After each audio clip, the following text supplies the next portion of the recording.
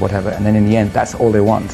And you're then manipulated by a public. That's the last thing I want. C'était le 23 novembre 1991. Une soirée d'automne glaciale s'abattait sur Londres, mais l'air était encore plus lourd derrière les hauts murs de briques de Garden Lodge à Kensington.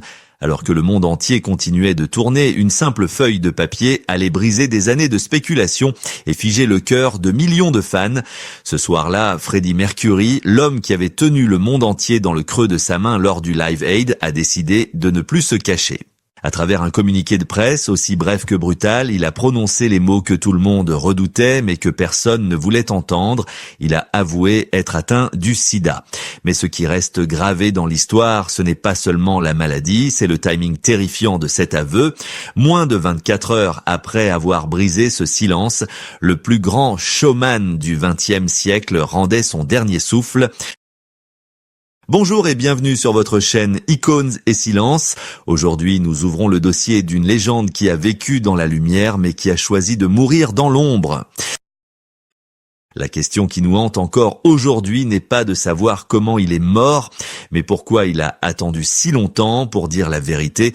Pourquoi Freddie Mercury, cet astre flamboyant qui ne craignait rien ni personne, a-t-il choisi de garder le silence pendant 4 longues années de souffrance?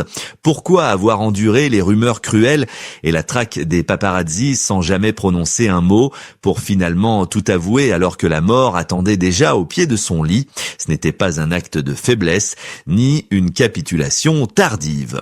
C'était au contraire l'ultime mise en scène d'un maître qui voulait garder le contrôle jusqu'à la dernière seconde. Derrière ce silence obstiné se cachait une blessure bien plus profonde que la maladie elle-même. C'était la blessure d'un homme trahi, un homme qui avait appris dans la douleur que la confiance pouvait être une arme mortelle.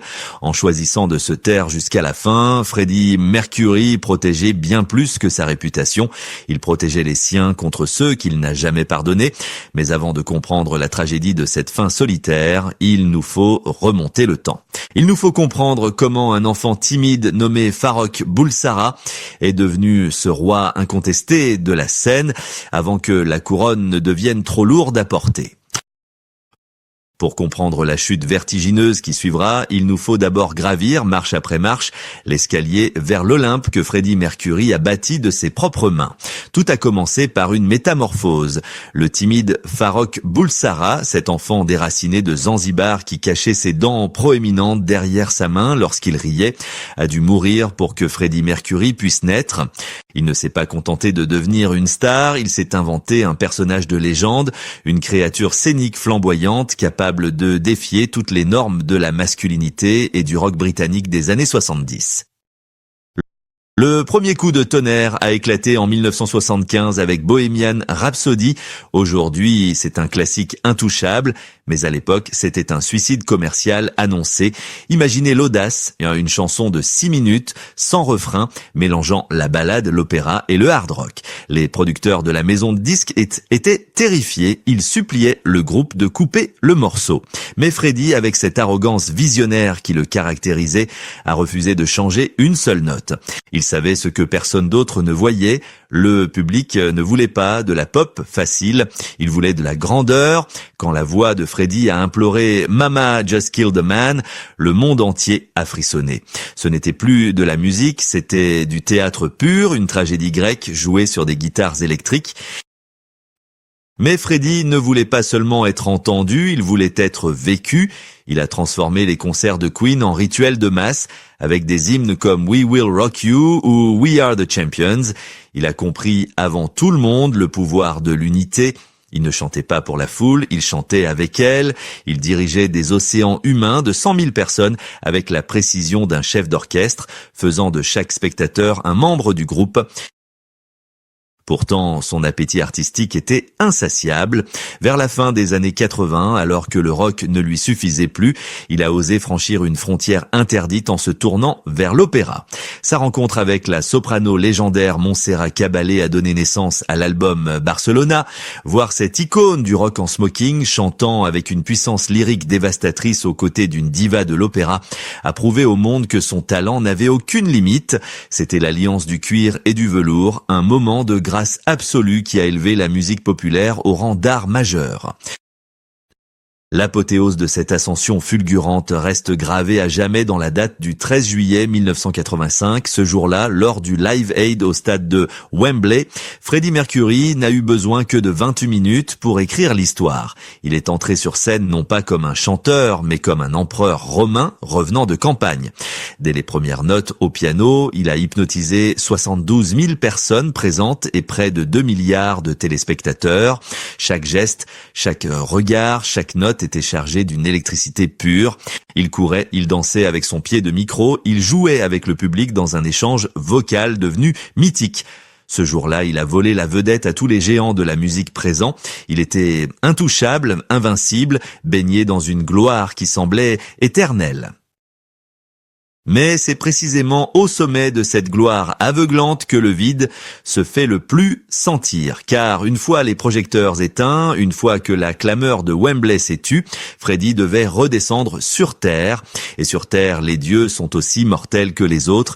L'amour de millions d'inconnus est une drogue puissante, mais elle ne réchauffe pas un lit vide. Derrière le triomphe public, les premières fissures commençaient déjà à apparaître. Et dans l'ombre des coulisses, le destin aiguisait déjà ses lames. Mais comme Icare s'approchant trop près du soleil, Freddie Mercury allait bientôt découvrir que la chaleur de la gloire peut brûler les ailes les plus solides. Derrière l'image publique du dieu du rock invincible, la réalité de son quotidien devenait une prison dorée, étouffante et solitaire. Au début des années 80, pour échapper à la pression médiatique de Londres, Freddie s'est exilé à Munich, en Allemagne. C'était une période d'hédonisme effréné, une fuite en avant perpétuelle. Munich était devenu sa cour de récréation, un tourbillon de fêtes extravagantes, de costumes baroques et de champagne qui coulait comme de l'eau, mais ces nuits sans fin n'étaient qu'un masque. Dans cet univers artificiel, Freddie était entouré d'une cour de parasites, de profiteurs et de mercenaires de l'amitié qui ne voyaient pas en lui un être humain, mais un carnet de chèques ambulant. Il achetait de l'affection avec des cadeaux somptueux, espérant combler un vide intérieur abyssal. Il disait souvent avec une lucidité déchirante « J'ai tout l'argent du monde, mais je suis l'homme le plus seul de la planète ». Il cherchait désespérément quelqu'un à aimer, mais la célébrité agissait comme un poison corrompant toutes ses relations avant même qu'elles ne puissent fleurir. C'est dans ce climat de vulnérabilité qu'est apparue la figure la plus sombre de sa vie, Paul Pranter. Ancien animateur radio, devenu son manager personnel, Pranter n'était pas seulement un employé, il était devenu l'ombre de Freddie, son confident, et pour un temps, son amant. Mais contrairement aux autres membres du groupe Queen qui considéraient Freddie comme une famille, Pranter a commencé à tisser une toile d'isolement autour de la star. Il filtrait les appels, écartait les vieux amis et manipulait Freddie pour le rendre dépendant.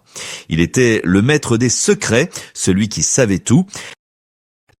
La trahison, lorsqu'elle est venue, a été d'une violence inouïe.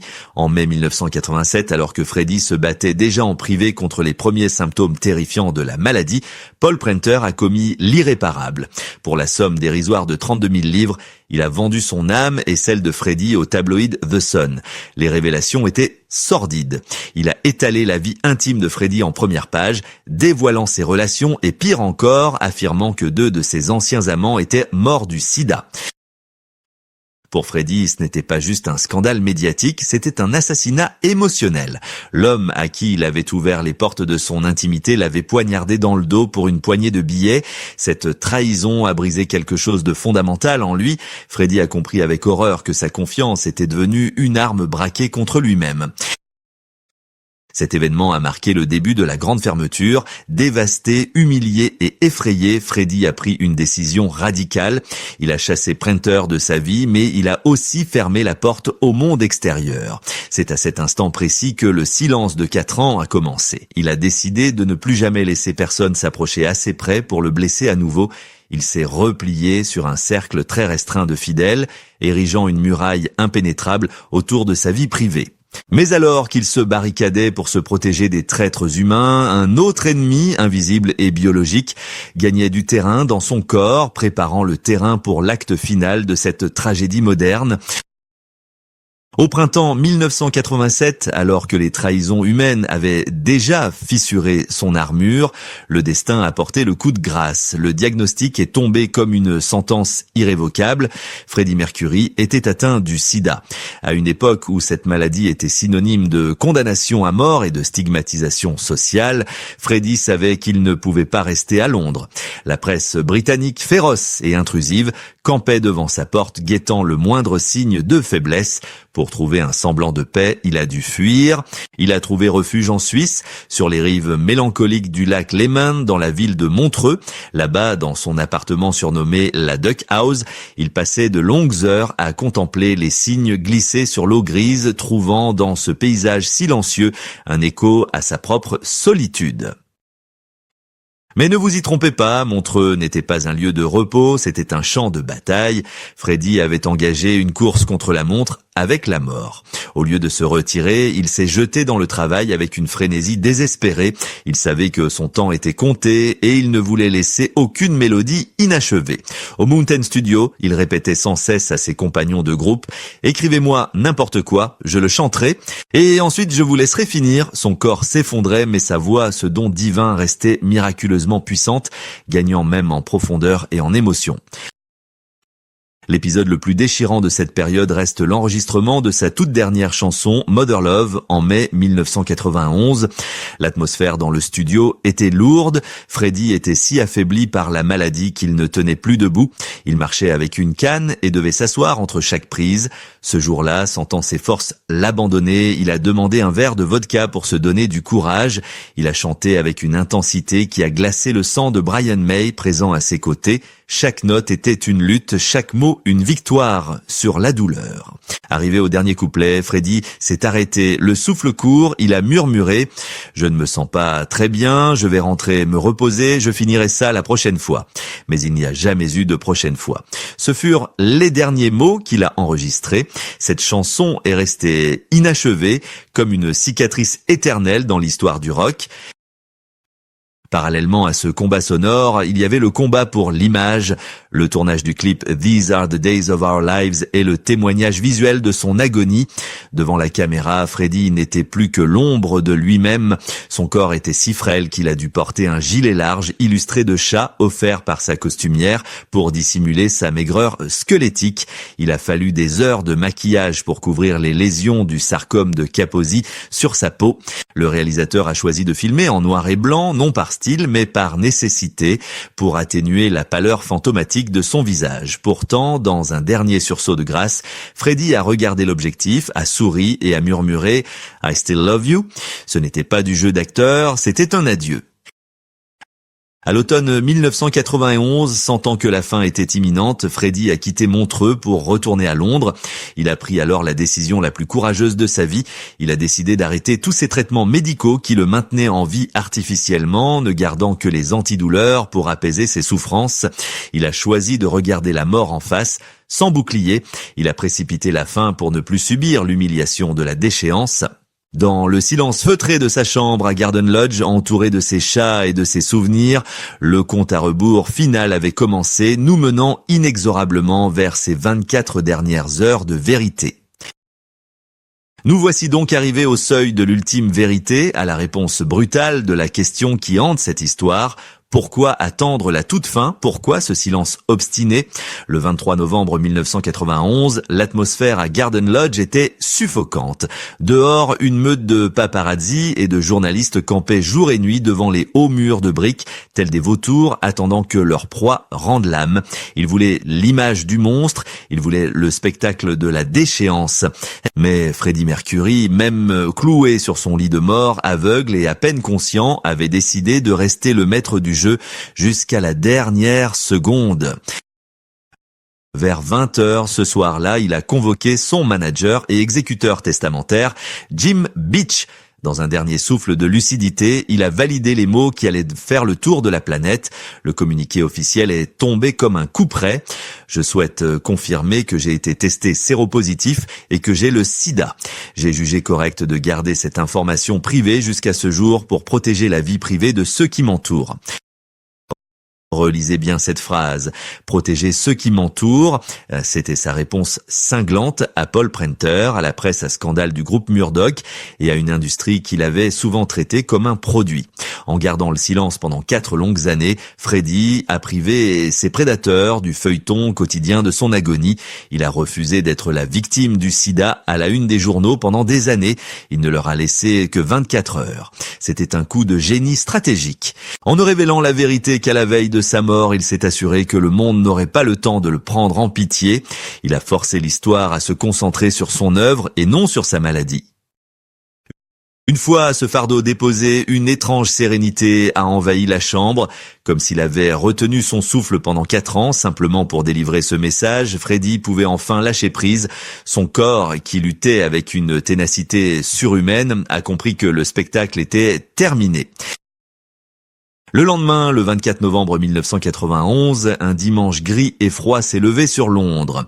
À l'intérieur de la maison, le temps s'est arrêté. Dave Clark, son ami de toujours et chanteur des Dave Clark 5, était à son chevet, tenant la main de celui qui avait fait trembler les stades. Il n'y a pas eu de cris, pas de drame hollywoodien, juste un soupir, un regard et le silence. À 18h48, Freddie Mercury a quitté la scène. Il est parti doucement, sans les caméras qu'il détestait tant, entouré seulement de l'amour pur de Jim Hutton et de Mary Austin. Il avait gagné sa dernière bataille, mourir en homme libre, ayant dicté ses propres règles face à la mort elle-même. La voix s'était tue, mais l'écho, lui, allait devenir éternel, brisant les murs du silence qu'il avait lui-même érigé. L'histoire de Freddie Mercury est bien plus que le récit d'une étoile filante brisée trop tôt par la maladie. C'est une leçon magistrale sur la dignité humaine face à la voracité du monde. En choisissant le silence pendant 4 ans, Freddie a tracé une ligne rouge infranchissable entre l'icône publique et l'homme privé. Il nous a rappelé brutalement que derrière les paillettes, les hymnes de stade et les costumes extravagants, il y a un cœur qui bat, un corps qui souffre et une âme qui a le droit absolu à son propre sanctuaire. Sa mort a changé à jamais le regard du monde sur le sida, transformant un sujet tabou et honteux en une conversation mondiale empreinte de compassion. Le concert hommage qui a suivi à Wembley a prouvé que l'amour est plus fort que la peur, mais c'est sa vie, vécue selon ses propres termes, qui reste sa plus grande œuvre d'art. Aujourd'hui, à l'heure des réseaux sociaux où tout s'expose et se consomme dans l'instant, le silence de Freddie résonne comme un acte de résistance. Son histoire nous pose des questions dérangeantes sur notre propre rapport à la célébrité. À quel prix consommons-nous nos idoles? Sommes-nous prêts à accepter que ceux qui nous apportent tant de joie et de lumière puissent garder une part d'ombre pour eux-mêmes? Ou bien attendons-nous toujours que le rideau tombe définitivement pour réaliser que l'artiste était avant tout un être humain, fragile et mortel? Freddie Mercury avait un jour déclaré avec cette arrogance charmante et prophétique qui le caractérisait: « Je ne serai pas une rockstar, je serai une légende ». Il a tenu parole, il a traversé l'existence comme une comète brûlant la chandelle par les 2 bouts pour éclairer nos vies grises avant de s'éteindre quand il l'a décidé. Il ne nous a pas laissé de larmes de pitié, il nous a laissé une incandescence éternelle. Sa musique continue de défier le temps, traversant les générations comme si sa voix ne s'était jamais tue. Merci d'avoir partagé ce voyage émotionnel et intime avec nous sur Icône et Silence. Si cette histoire a touché votre cœur, si vous pensez qu'il faut respecter la douleur derrière la gloire, montrez-le nous en laissant un j'aime et en partageant cette vidéo. N'oubliez pas de vous abonner pour ne manquer aucun de nos prochains portraits. Et vous, quelle chanson de Queen écoutez-vous quand vous avez besoin de force? Dites-le nous dans les commentaires, nous vous lirons avec attention. D'ici là, souvenez-vous de la leçon de Freddie. Peu importe la noirceur de la nuit ou la douleur de l'épreuve, le spectacle doit continuer. Au revoir et à très bientôt.